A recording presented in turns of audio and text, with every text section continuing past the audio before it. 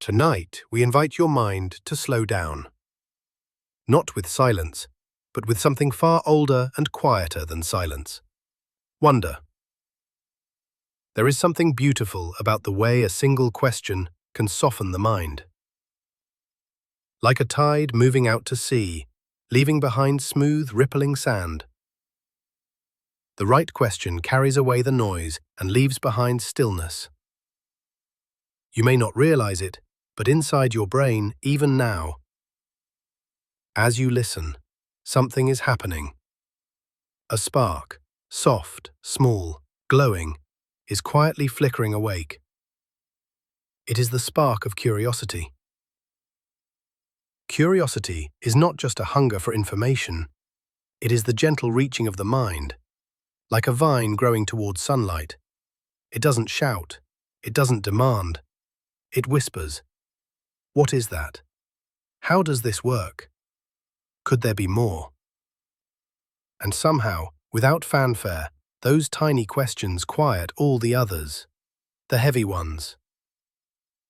The ones that keep us awake at night. When you're curious, you're not worrying. When you're wondering, you're not ruminating. And when your mind is learning, truly learning, with joy, it enters a state that neuroscientists now recognize as deeply calming. This story is about that state, and about the strange, lovely truth that learning, when done without pressure or fear, can become one of the most soothing things the brain can do. Let's begin long ago, not in ancient history, but just a few billion years back, before there were humans, before there were questions, before there were minds to wonder at all. Even then, in a distant sea of molecules and motion, a primitive form of curiosity was stirring. It was the tendency of certain cells to move towards something new, a pocket of warmth, a pulse of light, a tiny drift of nutrients. This wasn't learning in the way we think of it, but it was the beginning of the same instinct, to go toward, to reach, to explore, to seek. Over time, evolution favored this. Creatures who noticed the new survived just a bit longer. Those who investigated the unfamiliar were more likely to adapt. Curiosity then became more than a preference. It became biology, a survival mechanism, a pattern burned into our nervous systems, generation by generation. And inside your very modern human brain, that same ancient rhythm still plays. The desire to know, to discover, to understand. It lives in you, not just as an idea, but as a neurological melody. Here is what scientists have found.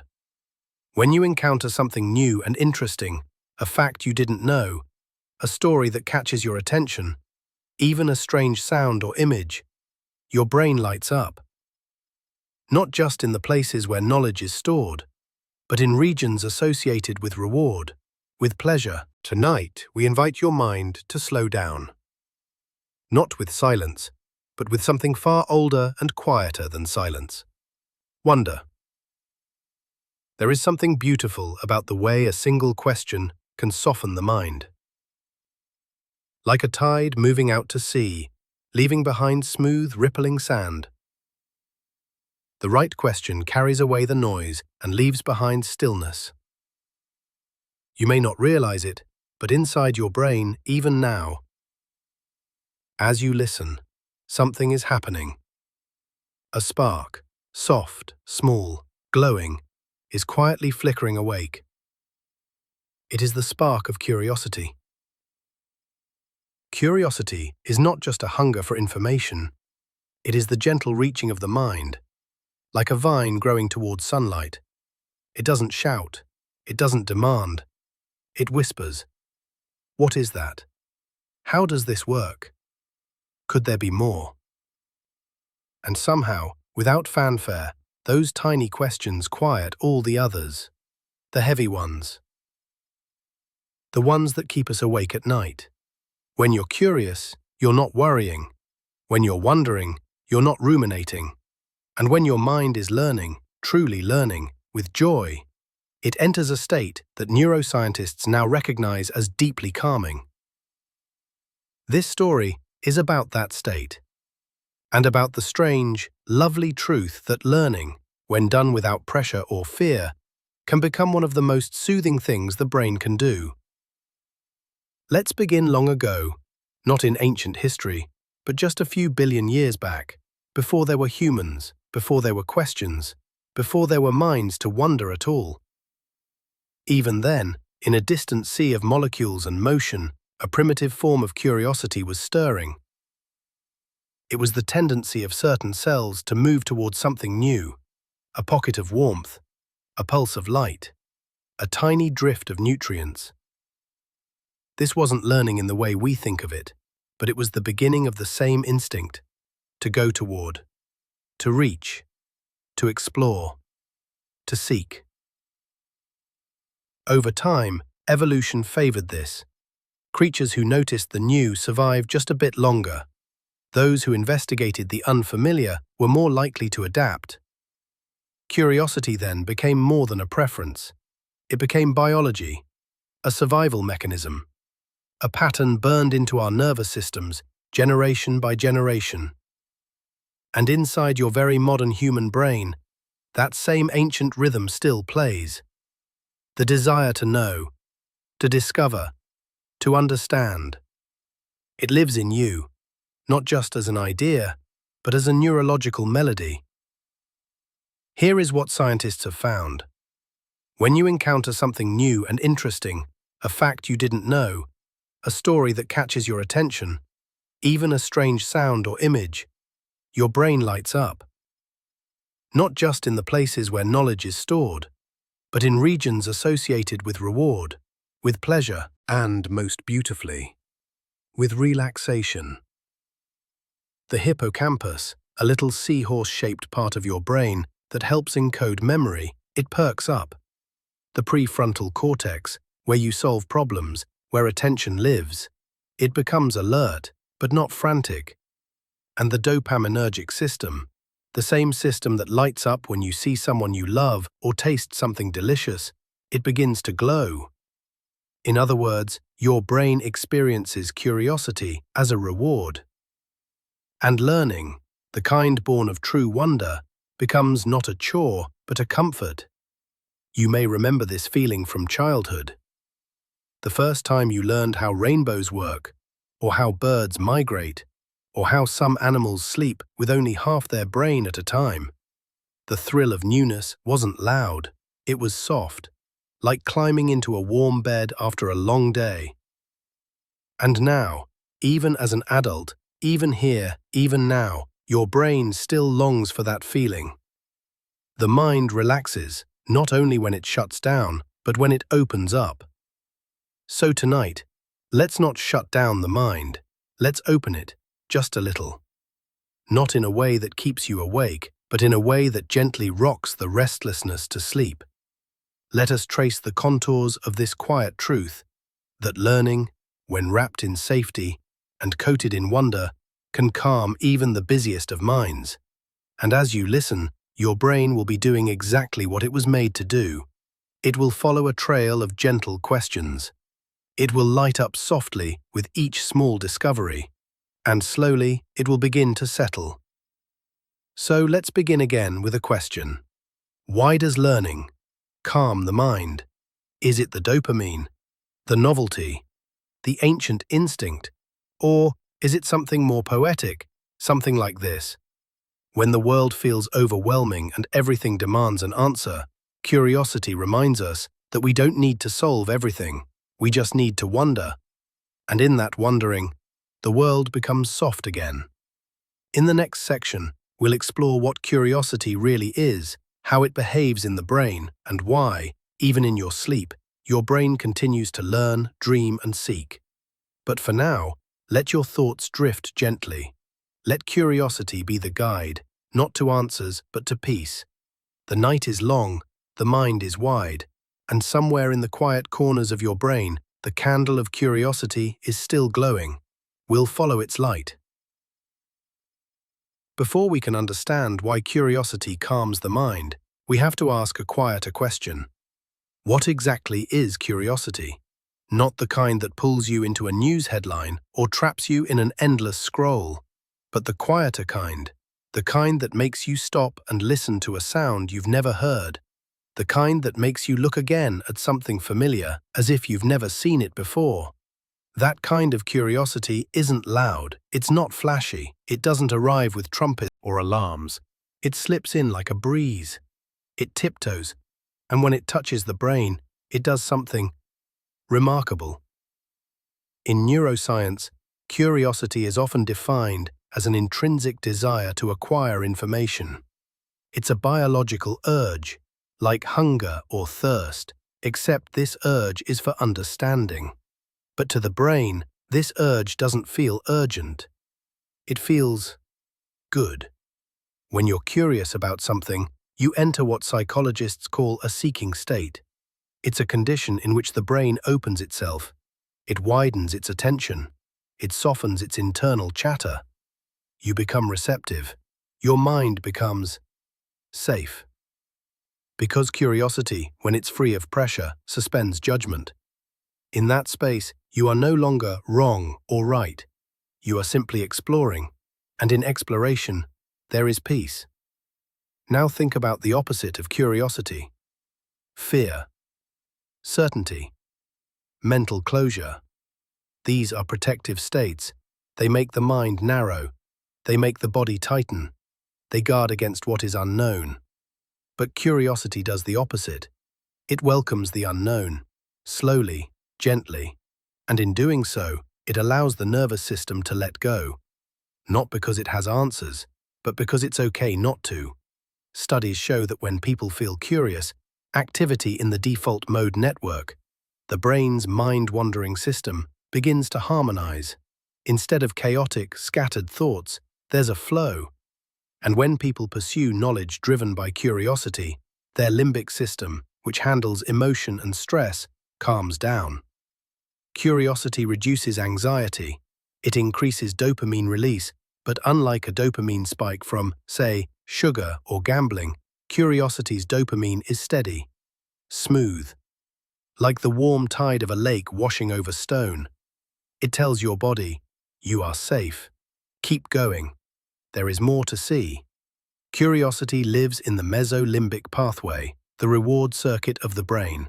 It's the same path that processes joy, connection, even love. Which means, when you're learning something you care about, when you're listening to a bedtime story like this one, and your mind gently lights up with wonder, you're not just gathering facts. You're feeding something inside you that wants to feel alive but not overwhelmed. Soft visual metaphor, a firefly drifting through the dark. Imagine a firefly drifting through a quiet meadow at dusk. It doesn't rush. It doesn't need to arrive anywhere quickly. Its glow is steady. Its wings are slow. That's what healthy curiosity feels like in the mind. Not a wildfire, but a gentle light, moving from thought to thought, inviting each one to glow a little brighter. But here's something lovely. Curiosity is not only calming, it's contagious. Have you ever watched a child become enchanted by something small? The way they stare at a bug on the windowsill, or ask, "Why is the sky blue?" Or tilt their head at a sound you didn't notice. That's not just innocence. That's neurological openness. The child's brain is in a pure seeking state, and just watching it happen makes your own brain light up. This is called social curiosity. When we see someone else's mind awaken, our mirror neurons begin to flicker, and our own curiosity stirs from sleep. This is part of why bedtime stories work. When someone tells you something with gentle wonder, you absorb their state. If they are calm, you become calm. If they are curious, you become curious. And slowly, your own mind returns to its natural rhythm, like a snow globe that's been shaken too long, finally beginning to settle. So, what is curiosity? It is not just a question. It is a space in which the brain is free from fear, free from urgency, free from needing to know everything at once. It is a space of permission to explore, to learn, to wonder. And in that space, your body lets go, your mind lets go, and something quiet returns. In the next section, we will go deeper into how the brain physically responds when curiosity is engaged. We'll explore the dopaminergic pathways, the calming rhythm of the prefrontal cortex, and how even your breathing changes when you are learning something that truly captures your interest. But for now, let the idea settle. Curiosity is not a noise. It is a silence that listens. And in that silence, the mind finds its rhythm, the heart finds its pace, and the whole self begins to rest. The brain is a wonder of soft electricity and ancient chemistry, and when curiosity awakens, it does not roar like a thunderstorm. It flickers, like a quiet fire catching light in the dark. Tonight, we peer gently into that fire, to see how curiosity moves through the mind, how it touches different parts of the brain, and why it brings such calm as it travels. We begin in the center, with the glow of dopamine. Dopamine is not just the chemical of pleasure, it is the chemical of anticipation. It flickers into being not when we get what we want, but when we think we might. When you're curious, your brain begins to whisper, "There's something here, something good. Maybe just ahead." That gentle expectation is what lights the brain. It starts in the ventral tegmental area, a small region near the base of the brain. From there, dopamine travels forward, into the nucleus accumbens, where rewards are felt, then outward to the prefrontal cortex, where choices are made and attention is shaped. This loop, called the mesolimbic pathway, is what makes curiosity feel safe, feel satisfying, feel soothing. And as dopamine glides through this circuit, it carries a message. You are about to learn something. You are safe to explore. You may rest here and wonder. That message doesn't just change how you feel, it changes your body. Your heart rate slows, your breathing deepens, muscles unclench. Even your pupils widen slightly as your mind opens like a night flower. Now imagine a slow drift through a starlit brain. Each constellation is a brain region, and as curiosity lights them, they begin to glow. The hippocampus, shaped like a curled seahorse, wakes gently. This is where memories are woven. When you're curious, the hippocampus strengthens its threads. Learning becomes deeper, stickier, more peaceful. The prefrontal cortex, at the front of your brain like the quiet captain of a ship, guides attention with a soft hand. It does not force focus, it allows it. It lets your mind return again and again to the thing that interests you. And then, something beautiful happens in the insula, a region that maps the inner state of the body. It registers your curiosity as ease. It tells the rest of the body, everything is okay, you can keep listening. All of this happens because a simple question caught your attention, because the mind, in its quiet brilliance, knew how to follow it. Now let us imagine the opposite. A mind forced to learn, a body under pressure, a brain in fight or flight. In these states, the amygdala, a small almond-shaped part of the brain, becomes loud. It floods the system with cortisol, closes off the prefrontal cortex, and makes deep learning almost impossible. But when curiosity is present, the amygdala softens, its alarms grow quiet, and space opens again for wonder. This is why curiosity feels safe, because it biologically is. It is a neurological invitation to rest and reach at the same time.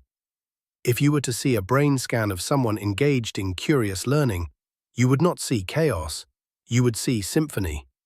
Different areas lighting up, not randomly, but in harmony. The hippocampus, the nucleus accumbens, the ventral tegmental area, the prefrontal cortex, the insula, all glowing, all listening, all playing a single soft note. Ah, I want to know more, and this perhaps is the secret. Curiosity brings order to what could be chaos. In the brain, order is peace, patterns are calm, flow is rest. So when you follow curiosity, not urgently, not competitively, but quietly, you bring your entire system into rhythm, into balance, into quiet joy. So what is the brain on curiosity? It is a forest waking up in the morning light.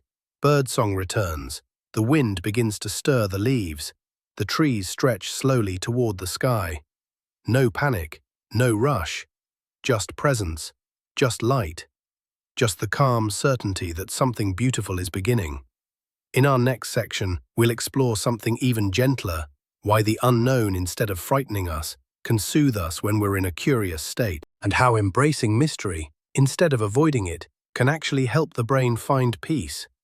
But for now, breathe deeply. Let your thoughts soften. Let your questions wander freely like glowing lanterns floating out into the dark. And trust that your brain, in its natural rhythm, is doing exactly what it was designed to do. Sleep is not far behind.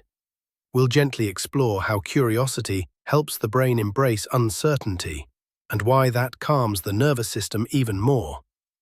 The unknown is often thought of as a thing to be feared. What we cannot explain, we resist. What we cannot predict, we try to avoid. But what if the unknown could be a comfort? What if uncertainty, instead of danger, became a cradle for the curious mind? Let's wander softly into this idea. From a survival perspective, the unknown can be risky. Long ago, not knowing whether something rustling in the bushes was wind or a wild animal meant the difference between life and death. So the brain learned to fear what it couldn't identify. But as human consciousness evolved, so did something new: the ability to wonder without fear, to imagine without needing to defend, to look into the dark and, instead of shutting down, to lean forward. That gentle lean is the body's agreement with curiosity, and in that lean, something relaxes. You see, the human brain has two main ways of responding to the unknown. The first is vigilance, increased alertness, faster heart rate, narrowed focus.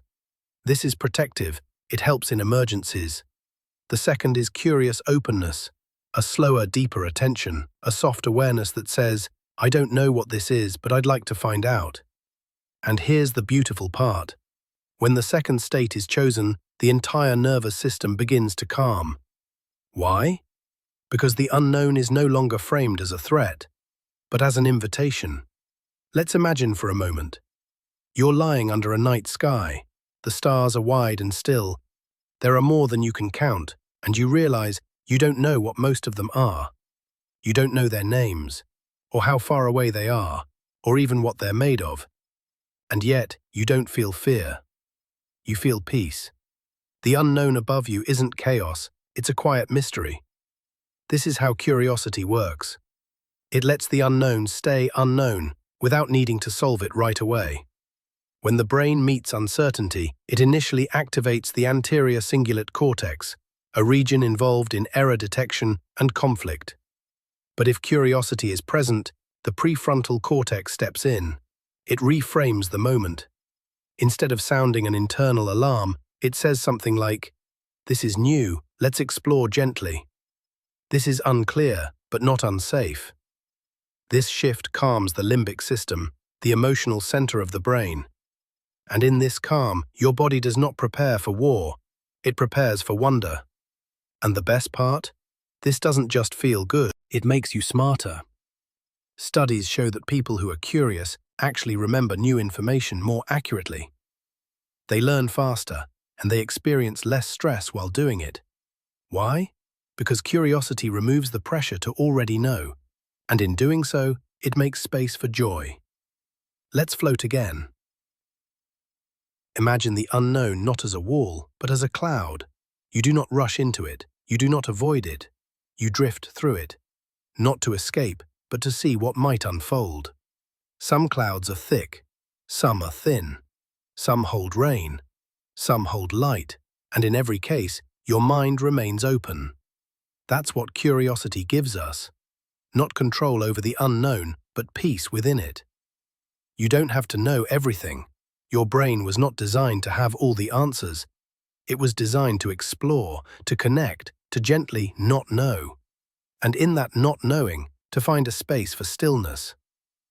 So when your mind wanders at night, when it turns toward questions you can't quite answer, remember, you don't need to fight the unknown.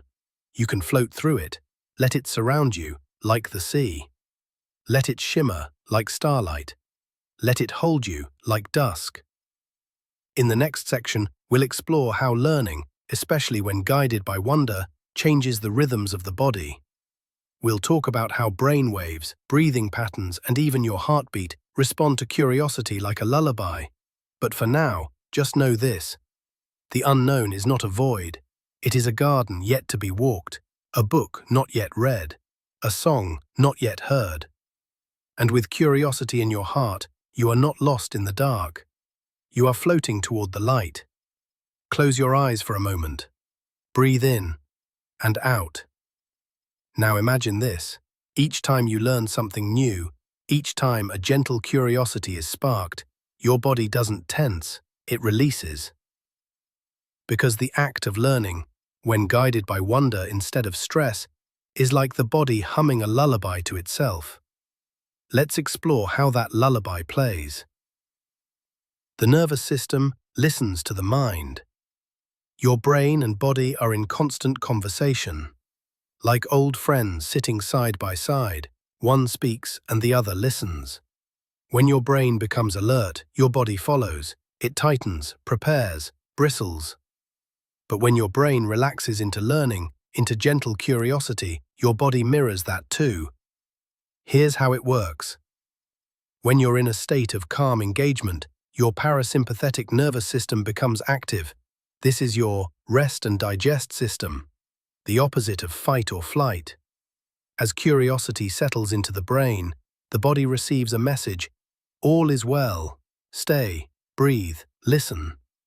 Breathing slows. The heart beats in a steady rhythm. Muscles loosen like ropes untied. Digestion improves. Even your immune system becomes stronger. And deep inside your chest, your vagus nerve, a long wandering nerve that touches many organs, begins to sing a soft biological lullaby. This vagal tone is higher when you are curious. It tells your body that you are not in danger. It says, you are safe to grow, safe to rest, safe to learn. Brainwaves in the night garden. Let's go even deeper. Your brain has its own rhythms, like waves on a quiet shore. When you are alert and anxious, your brain buzzes in beta waves, fast, sharp, busy. But when you are curious and calm, your brain slips into alpha and theta waves. These waves are slower, softer, dreamier. They appear during deep relaxation, during light meditation, and yes, during curiosity-driven learning. In fact, theta waves are especially magical. They help you form memories, make connections, feel creative. And they feel exactly like daydreaming. Like lying under a tree, watching clouds become dragons and ships. So why is this important? Because when your brain moves into these rhythms, your body follows. Your blood pressure lowers. Your stress hormones drop. Your breathing becomes more rhythmic. You begin to drift. And if you stay there long enough, your body may even fall into sleep. Yes, learning can lead to sleep, but only if the learning is gentle. Only if it is curiosity, not urgency, that guides it. The emotional body. Let's also talk about feelings, because the body holds emotions like clouds hold rain. When you feel wonder, your facial muscles soften, your posture opens, even your skin temperature can rise, indicating a sense of comfort. One study found that people experiencing awe and curiosity had increased oxytocin, the bonding hormone. That means curiosity isn't just about learning, it's about connection. To the world, to others, to yourself. And connection is calming. Because you are no longer separate, you are part of something vast and kind. When you learn through curiosity, you don't push the body, you invite it. You say, come with me, let's look at this together. There's no rush, just stay with me a while. And the body says back, all right, I'll rest here with you. This is the secret to peaceful learning. It is not about filling the mind, it is about soothing the whole system. Think of it like this. Brain sparks with a question. The heart hears it and slows. The lungs lengthen their rhythm, the muscles loosen, and the body, gently lulled by curiosity, finds itself ready to sleep. Not because it is bored, but because it is at peace. In the next section, we'll explore how childhood curiosity works, and why children seem to live in this restful, curious state far more often. But for now, just imagine this. Your body is not resisting you. It is listening. It is learning. With you, it is safe, so you may rest. Let your heartbeat settle. Let your breath slow. Let your muscles sink into the mattress. It is safe. And trust that learning, when guided by gentle wonder, is not something the mind does alone. It is a lullaby the whole body sings. This next part explores how curiosity is innate and why the brain was built to begin in wonder. There is a kind of knowing that is not made of facts, not built from data, not sharpened through effort. It is the kind of knowing that simply wonders, that reaches out with small, open hands, not to grasp, but to touch. This is the curiosity of children. A curiosity that doesn't aim to conquer knowledge, but to play with it. Let's walk quietly back to where it all began. Curiosity as a first language. From the moment a child opens their eyes, they begin to learn, not by memorizing, not by being told, but by exploring. A baby's eyes follow light, their fingers reach for movement, their ears perk at gentle rhythms. Even before language forms, the child is already communicating with the world, through curiosity. And here's the beautiful thing. This curiosity isn't taught, it's biological. It's part of the brain's natural rhythm. In early childhood, the brain is bathed in learning chemicals, like dopamine, which makes discovery feel like delight, and acetylcholine, which helps focus and memory bloom. When a child learns something new, even something as simple as how bubbles work, the brain throws a celebration, neural fireworks. Tiny parades across the synapses, the mind is thrilled, not by getting the answer, but by being in the question. The open mind. Children don't judge their curiosity. They don't say, "This question is silly," or "I should already know this." They simply ask, "Why is the moon following me? How do trees eat? What if I lived underwater?" Each question is a doorway, and the child walks through, without fear. This is what makes the childlike mind so restful. It does not demand certainty, it does not fear confusion. It plays in the unknown like a stream on a summer day. Adults often forget this way of seeing. They trade curiosity for certainty, questions for answers, play for performance. But deep inside, the childlike mind never vanishes. It waits. It sleeps softly beneath the layers of responsibility. It watches with quiet eyes, and when invited, it awakens, returning to that state. So how do we return? How do we invite the child back into the room? The answer is gentleness. To be curious like a child again, you must become soft. You must walk slower. Speak more kindly to yourself. Let go of the idea that every question needs an answer. Instead, ask, what if I simply explored? What if I followed this idea just to see where it leads? And the mind responds, thank you, I've missed this. Childlike curiosity activates the default mode network in the brain, a system linked to imagination, self-reflection, and dreaming. When you daydream, when you make unexpected connections, when you wonder, what if, you are letting this network shine. It's not about solving problems. It's about staying in the space before the solution. And that space is deeply restful, because there is no pressure there, only play. When you embrace this kind of curiosity, your entire body slows down. Time becomes wide. Moments stretch like morning light across a quiet floor. You are no longer rushing toward knowing. You are dancing with unknowing. And the dance is slow. And the rhythm is kind. And the music sounds like your heartbeat. Reawakening wonder. You don't have to become a child again, but you can listen to the child within you. The one who used to stare at clouds and imagine castles. The one who picked up a rock and found an entire galaxy in its texture. The one who asked endless questions, not to impress, but simply to be close to the world. That part of you is still here. And it is still the gentlest part of your mind. Let it guide you. Let it slow you. Let it teach you how to rest while learning. The childlike mind does not ask for much. Just a moment of wonder, a flicker of beauty, a breath of space. Give it that, and it will calm you. Give it that, and it will lead you not just to knowledge, but to joy.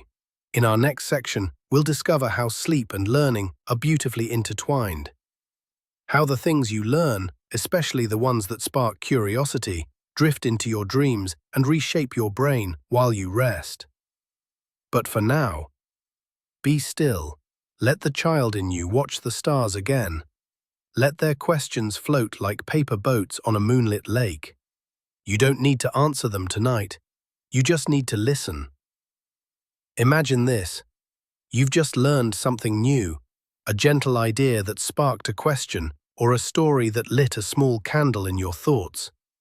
You close your eyes, you drift off, you fall into sleep. But the learning doesn't stop. In fact, the real magic is just beginning. Sleep, the brain's night garden. Sleep is not silence.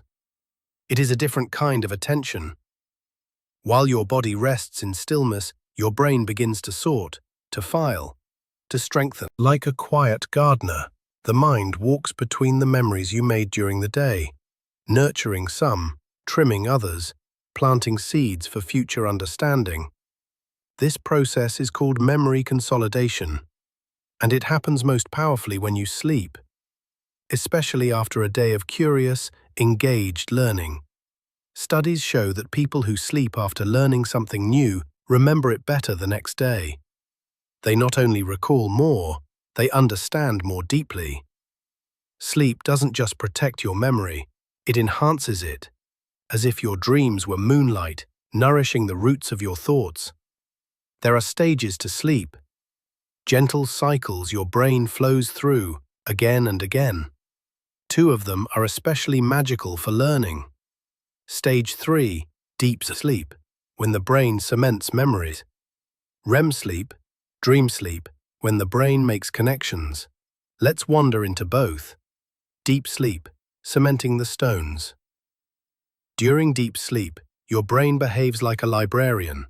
It walks through the shelves, choosing which memories to keep and which to gently let go.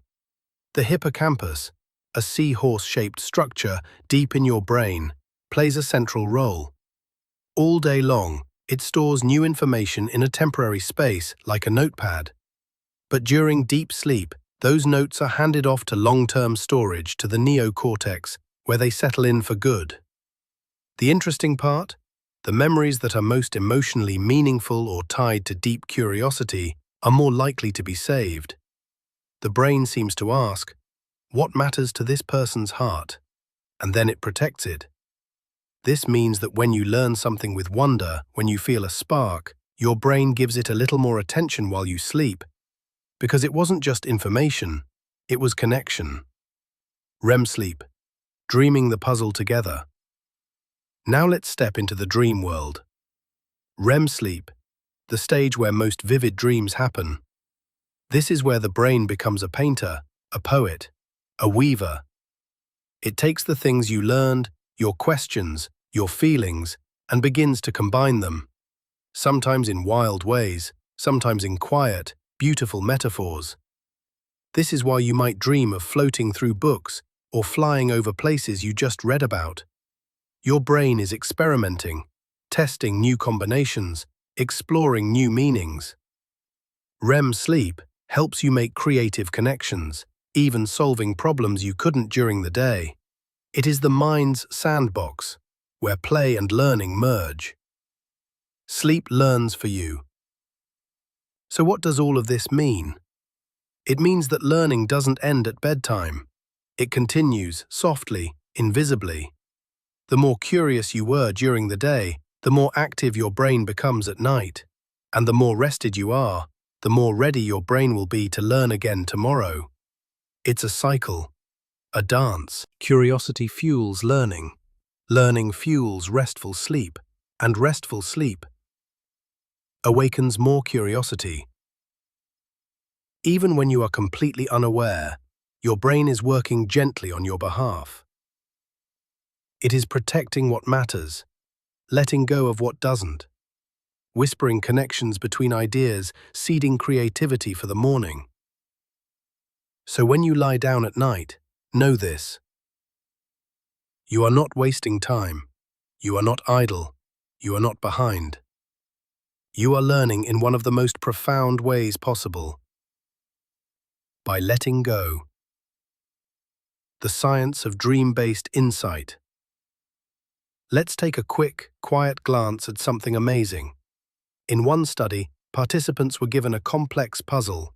Some solved it during the day, but others went to sleep first, and many of those woke with the solution. Why? Because the brain, in its dreaming, found the hidden patterns. It didn't force, it didn't push, it wandered, and wandering revealed the answer. This is the soft power of sleep-based learning. It is not about willpower, it is about surrender. When you sleep, your brain strengthens what matters, weaves new connections, softens emotional edges, prepares to learn again. All without effort, all in silence. It is the most peaceful kind of progress. So tonight, as you lie down and drift into dreams, remember, you do not need to try harder. You only need to be open. To trust that your brain, your body, your deep quiet self are still learning. Curiosity planted the seeds. Now, sleep waters them. Tomorrow, you'll wake with something new quietly blooming in you. You may not notice it right away, but it's there. A deeper understanding, a brighter idea, a calmer mind. All thanks to the soft work of dreams. In our next section, we'll explore how learning doesn't need to be effortful, and how small, everyday curiosities can gently transform the brain over time. But for now, just rest. Let the garden grow. Let's continue, ever so gently, as we explore how tiny moments of wonder, even the quietest sparks, can slowly, peacefully reshape the brain. Not all learning is loud. Not all growth happens in the blaze of motivation or the structure of goals. Some of the most powerful changes in the brain begin with the smallest flickers. A quiet question, a gentle interest, a moment of attention. These are the raindrops that fill the well of the mind, tiny, persistent, transformational. The brain likes gentle repetition. There's something the brain loves, and it's not cramming. It's gentle, repeated exposure. This is called spaced learning, and it works like this. When you encounter something curious once, the brain notices. If you return to it later, without pressure, the brain goes, "Oh, I remember this." Then, when it sees it again, something magical happens. The neural connection gets stronger, clearer, more permanent. You're not forcing anything. You're simply inviting your brain to visit again. Like returning to a garden each morning to see what's bloomed. Tiny questions, lasting impact. Let's imagine. You're sipping tea and you wonder, how do birds navigate when they migrate? You don't Google it right away, you just wonder. You feel the question rise and drift like steam. The next day, you see a video about bird flight. You pause for a few minutes. You watch with soft attention. A week later, someone mentions animal navigation. And suddenly the idea clicks. Not because you forced yourself to study, but because your curiosity lit the path. And your brain followed. This is effortless learning. It doesn't require stress, it requires openness. You give your brain space to return, and it rewards you by slowly building deeper understanding. It's the difference between forcing a door open and leaving it ajar, so light can gently enter. In neuroscience, this process is linked to long-term potentiation, the strengthening of neural pathways over time. Each small exposure to an idea adds just a little more electrical strength to that path. Eventually it becomes easier to travel, like a trail through a forest that becomes a soft, familiar road. Your brain learns best, not through intensity, but through consistency. And curiosity is what keeps you coming back. Letting curiosity choose the path. Often we try to control learning. We make lists, we set targets, we try to master the topic. But effortless learning takes a gentler approach. Instead of asking, "What should I know?" ask, "What delights me? What surprises me? What would I follow even if no one asked me to?" Because here's the truth, your brain learns best when it feels safe, unrushed, and interested. That's when dopamine flows. That's when patterns emerge. That's when learning becomes pleasure, not pressure. Imagine learning like stargazing. You don't need to name every constellation. You simply look, and slowly over time, patterns appear. You might one day point and say, "I've seen that shape before." And you smile, because your brain has made a connection, without strain. This is the essence of restful learning. You are not chasing the stars, you're just watching them arrive. The brain is always listening. Even when you're not focused, your brain is still paying attention. This is called latent learning, when the mind absorbs patterns in the background. It's how a child learns language without memorizing grammar rules. It's how you might suddenly understand a concept just by hearing it gently repeated over time. The key isn't effort. The key is exposure and kindness. Let the idea float nearby. Let it circle like a bird overhead. Eventually, it will land. Calm curiosity changes the brain. Here's something lovely. MRI studies show that curiosity not only improves learning, it lights up the reward center of the brain. The very act of wondering activates the same regions involved in joy, motivation, and connection. So every time you lean into a quiet question, your brain is being rewarded, not with answers, but with possibility. And over time, this rewires your emotional relationship with learning. Instead of seeing it as hard or tiring, you begin to see it as a comfort, a companion, a soft way to feel alive. You don't need to study harder, you don't need to chase certainty. You only need to stay open, stay gentle, stay curious. Let the questions come. Let them sit beside you like old friends. And trust that your brain, in its quiet brilliance, is always working, always building, always blooming. Tonight, ask a small question. As you rest tonight, don't try to solve everything. Just ask one tiny question. Maybe about a leaf, maybe about time, maybe about dreams. Hold it lightly. Let it float with you into sleep. And let your mind, that quiet, glimmering garden, gently carry it into tomorrow. You may find, without even trying, you'll wake with a little more wonder. And that is learning at its most beautiful. Let's slowly drift into the next chapter, where we'll discover how gentleness, not pressure, helps the brain open like a flower under moonlight. A garden gate, gently swinging open. No one's forcing it, no loud knocking, just a breeze, a quiet invitation. That's how curiosity works. And that's why your brain trusts it. In this section, we'll explore why curiosity, especially calm, pressure-free curiosity, isn't just nice for the brain, it's necessary. It's what allows the brain to feel safe enough to grow. The brain is always listening for safety. Let's begin with a quiet truth. Your brain is always scanning for threat, always asking, "Am I safe?" Not just physically, but emotionally, socially, intellectually.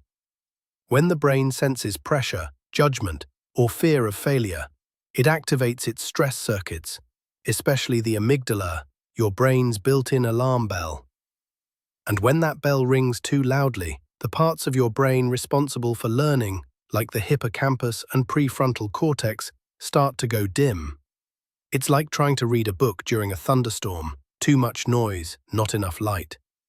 This is where gentle curiosity becomes powerful. When you ask questions without pressure, when you explore without needing a result, your brain begins to relax. Cortisol, the stress hormone, lowers.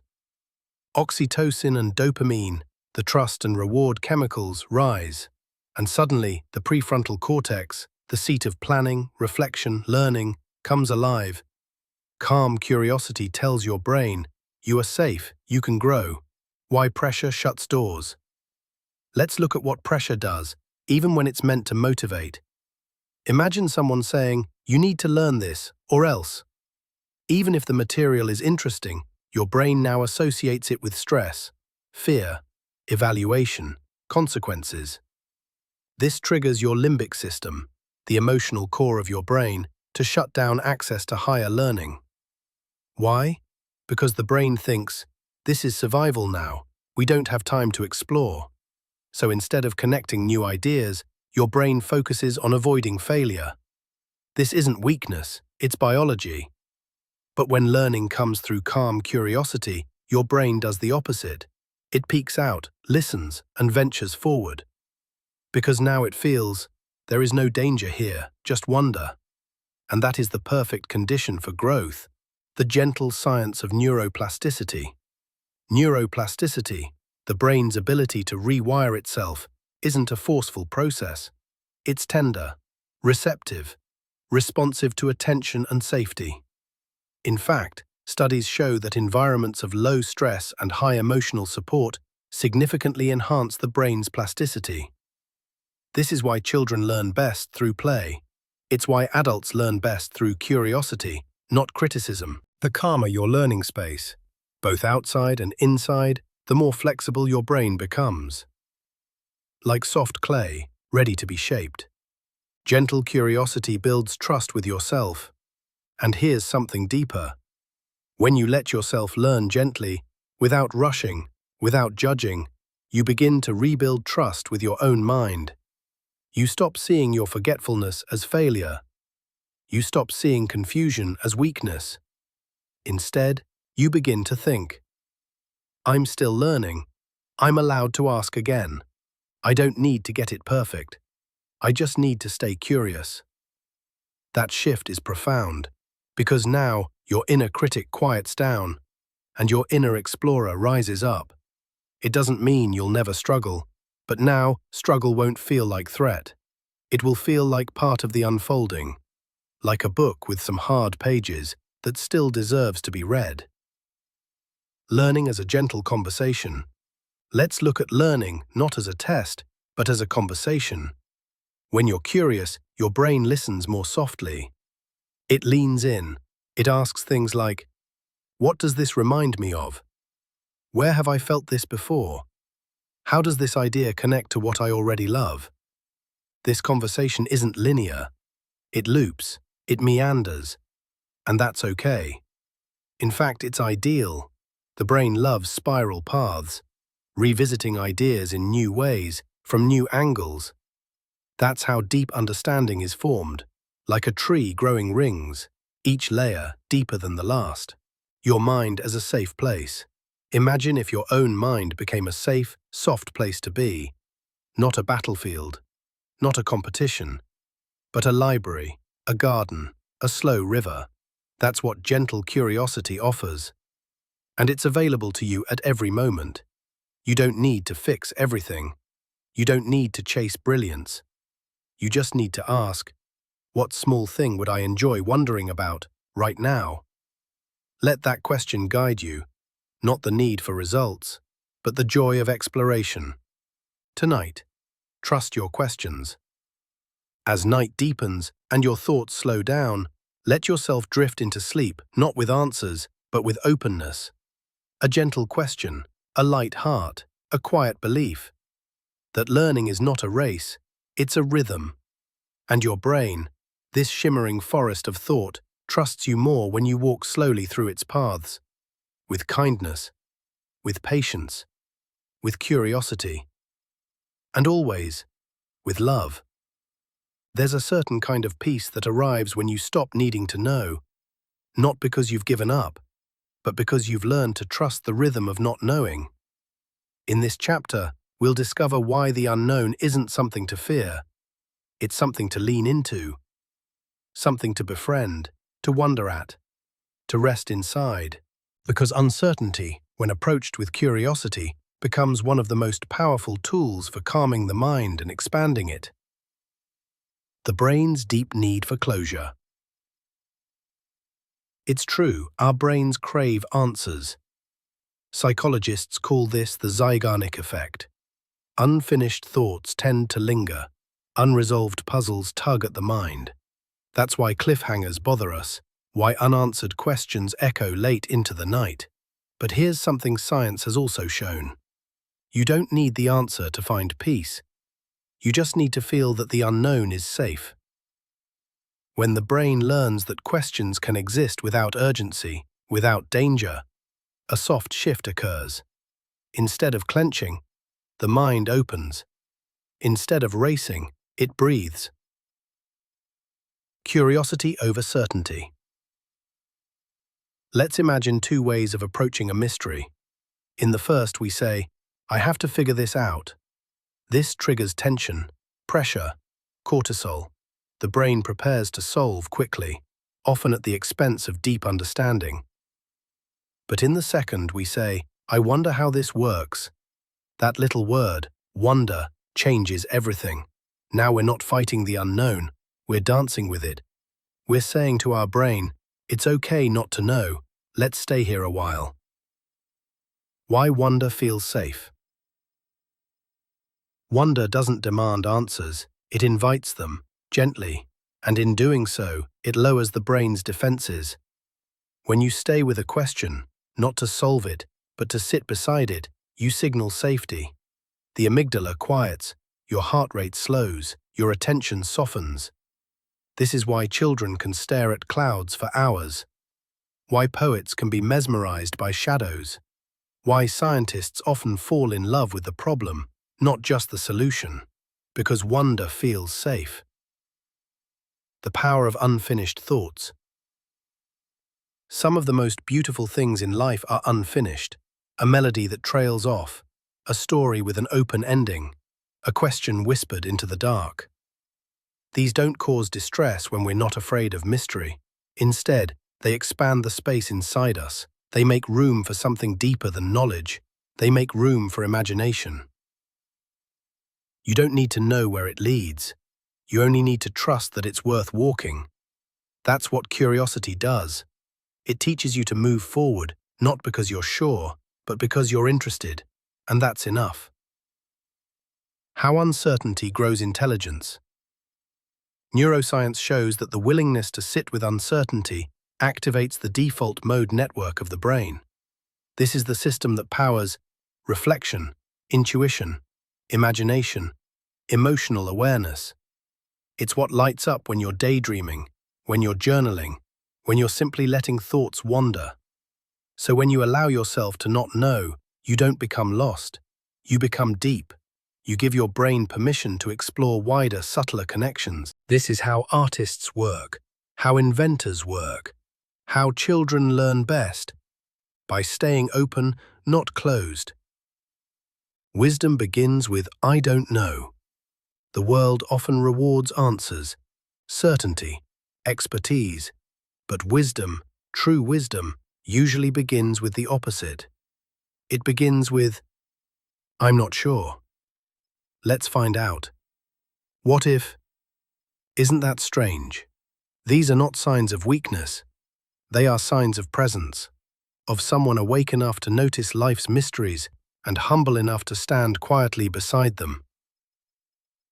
The peace of incomplete knowing. As you rest tonight, you don't need to finish the puzzle. You don't need to name every star. You can simply breathe and know that the brain grows best when it is trusted, when it is not rushed, when it is not cornered, when it is not shamed for asking again. You are not a machine made to consume information. You are a garden made to bloom in cycles, and some seasons are for not knowing. Let your questions rest with you. So tonight, let your questions settle beside you, not to be answered, but to be companions. Let your curiosity be the candle. Let your wonder be the blanket. Let your uncertainty be the lullaby. because the brain is not calmed by answers. It is calmed by the feeling that questions are welcome here, that you can be unfinished, uncertain, unrushed. And still, you are learning, you are becoming, you are enough. Sleep now, not with conclusions, but with calm. Your mind, this quiet forest of thought, is growing. Even now, especially now.